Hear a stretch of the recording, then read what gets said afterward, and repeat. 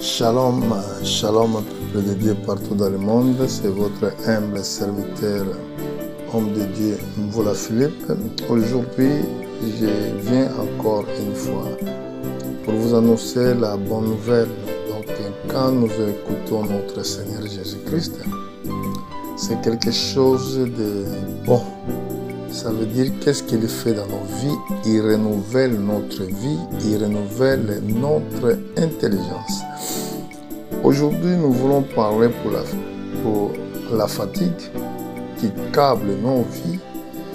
Et cette fatigue qui nous empêche de prier, d'être à hauteur sur nos ennemis. Parce que vous avez des ennemis, vous avez un ennemi qui cherche votre vie. C'est le diable. Alors quand vous fatiguez, vous ne priez pas, ça devient quelque chose de très difficile pour vaincre votre ennemi. Nous allons voir dans certaines écritures, une fois que le peuple se fatigue, vous allez perdre la force ni la vigueur de combattre celui qui veut détruire votre vie. Nous allons voir dans le livre de Genèse, d'Exode au chapitre 17, je crois.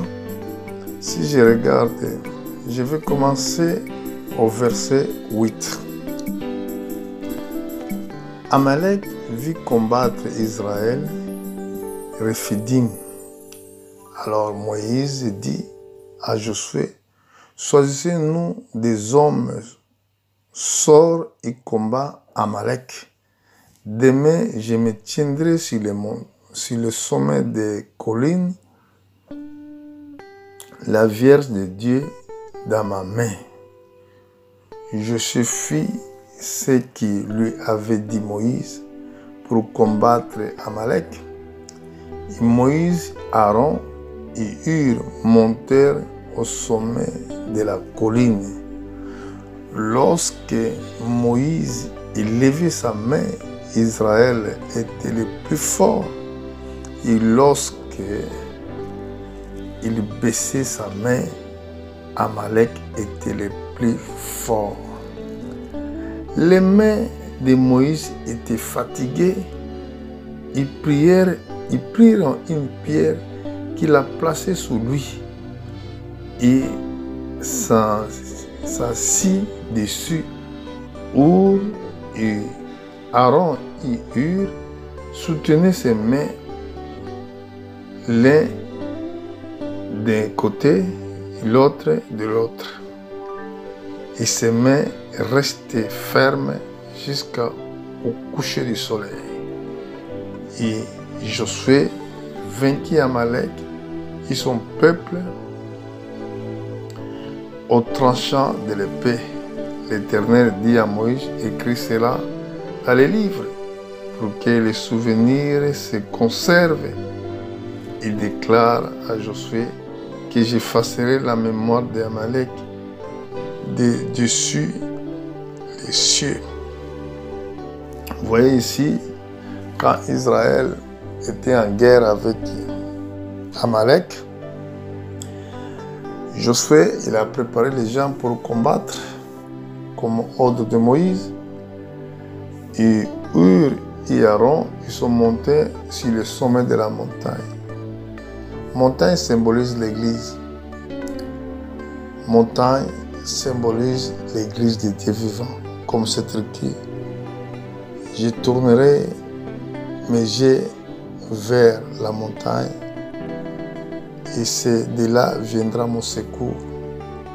Ici nous avons vu que pendant que Moïse, les mains étaient soulevées, l'Israël était plus fort.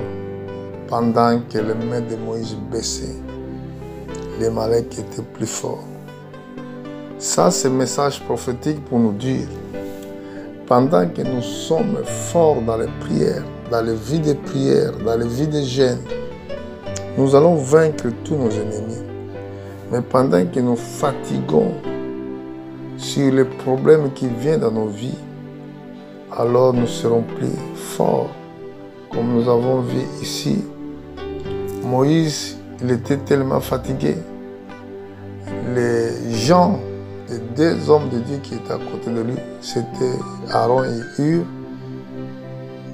Ils ont mis une pierre, il s'assit sur la pierre et chacun d'eux, il a pris l'autre côté, l'autre a pris la main de l'autre côté. Ils ont soulevé les mains afin que les mains de Moïse soient fortes, afin qu'il gagne ses adversaires, pour vaincre ses adversaires. Ça veut dire, c'est les gens qui travaillent avec l'homme de Dieu.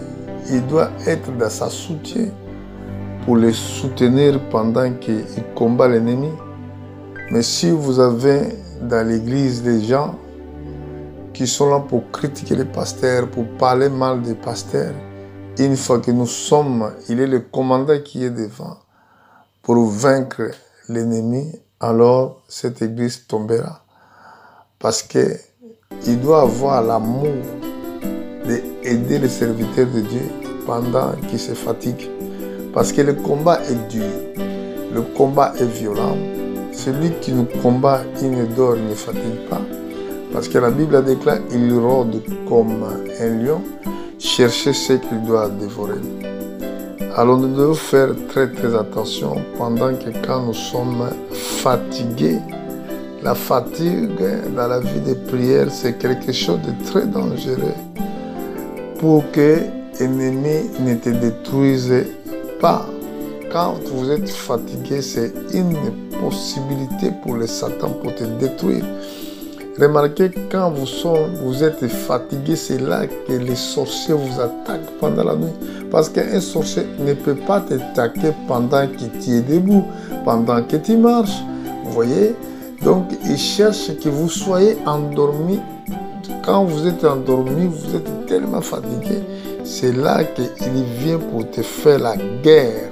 Mais un croyant bien affranchi, il prie tout le temps. Il cherche la face du Seigneur tout le temps, comme la Bible nous dit ici dans le livre d'Isaïe chapitre 28. Nous allons voir ce que les Écritures déclarent. Dans le livre d'Isaïe, lisons les Écritures, la Bible déclare: Pourquoi tu dis Jacob, pourquoi dis-tu Israël, mes destinées est cachée devant l'Éternel, mon droit passe inaperçu devant mon Dieu. Ne laisses-tu pas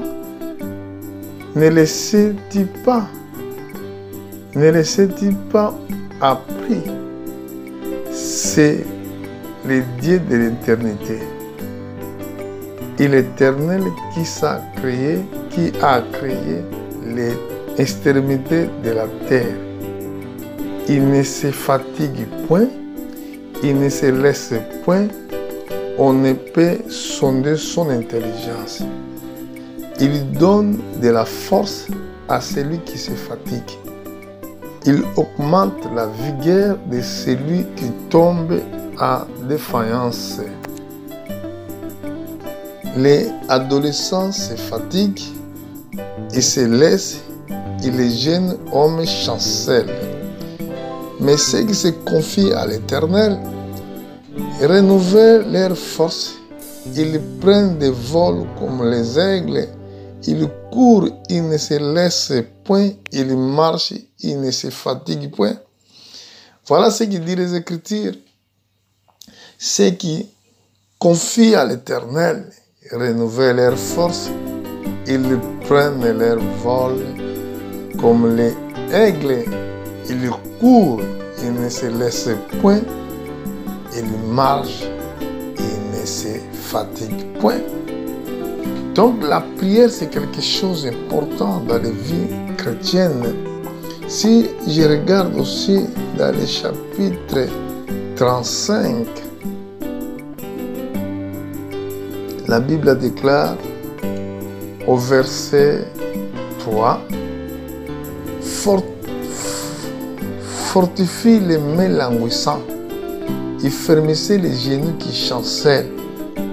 Dites à ceux qui ont les cœurs troublés, prenez courage, ne craignez point. voici votre Dieu. La vengeance viendra, la rétribution de Dieu, il viendra lui-même et il vous sauvera. Donc, quand vous êtes fatigué dans la vie de prière, quand vous êtes fatigué dans la vie d'écoute de la parole de Dieu, c'est là que l'ennemi attaque vos vies. C'est là que vous rentrez dans des situations plus compliquées dans la vie. Il faut que vous fassiez très attention, Église. L'Église ne peut pas se plonger dans les fatigues. Vous ne pouvez pas dormir dans les choses. Comment je dirais-je? Quand vous rentrez dans le Bananingala, tant que vous communiquez lemba, tant que vous zangi makasi, tant que vous avez bon de la terre, c'est là que la vie tourne trop difficile, mon frère. C'est pour cela, ici les Écritures disent, fortifie les mains languissantes, affermissez les genoux qui s'en serrent, dites à ceux qui ont le cœur troublé, prenez courage, ne craignez point. Voici votre Dieu, la vengeance viendra, la rétribution de Dieu, il viendra lui-même, vous sauvera. Donc, quand Dieu viendra te sauver, au moment quand tu es fort, au moment quand tu pries, au moment quand tu cherches la face de Dieu, c'est là que Dieu vient pour te soutenir, c'est là que Dieu vient t'aider. C'est pour cela que nous avons vu ce que Moïse faisait. Il était sur la montagne. Aaron était à sa côté. Hur était à sa côté. Tous les deux, il était là pour les soutenir dans ce combat. Quel était le combat? Le combat était contre Amalek. Amalek, c'était l'image du diable qui vous combat vos vies. Et quand vous êtes fatigué, il est plus fort. Quand les mains de Moïse baissaient, Amalek était plus fort. C'est pour cela que nous devons faire très attention pendant que nous sommes dans cette bataille.